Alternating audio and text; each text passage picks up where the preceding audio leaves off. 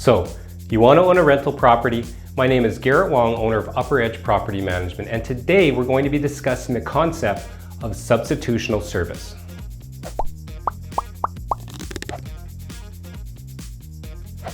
We're about halfway through the content surrounding evictions and hearings, and today I wanted to discuss what happens if you are not able to serve someone with your hearing paperwork. Given the nature of what we are trying to accomplish, evicting someone, don't expect the tenant to make it easy for you. What do I mean by this?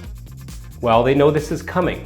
You've made dozens of phone calls, they know they owe money, or maybe they're being evicted for an unauthorized pet, and it shouldn't be a surprise when you come knocking on their door with paperwork.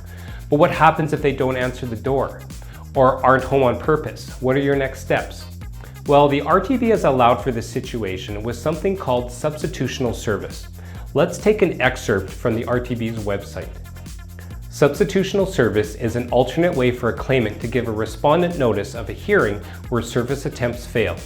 The claimant must apply to the branch for approval of the substitutional service. What does this mean in English? There is a formal process where you're going to fill out a form from the RTB website called, you guessed it, a request for substitutional service. And here are the steps. Step number 1, the landlord must first make reasonable attempts to serve the tenant. Reasonable attempts include service at their home on different days and different times, or trying to give it to an adult, or trying to give it to the tenant at their place of employment, or trying to send it registered mail. Step number 2, the landlord fills out the request for substitutional service application and pays the fee. The application must explain how you tried to serve the tenant and also suggest how you think you could alternatively serve the tenant. What are some examples?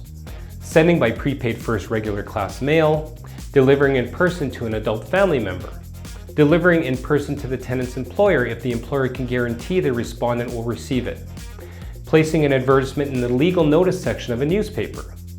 Step number 3, the branch must be satisfied that the tenant will likely receive the paperwork by substitutional service before they will authorize it. Step number 4, if the branch allows substitutional service, it will give the landlord instructions on how to serve the tenant. Step number 5, the landlord must fill out a declaration of service and give it to the branch before the hearing. And then you can proceed with your hearing without the tenants present and still obtain your judgment. Thanks for watching today.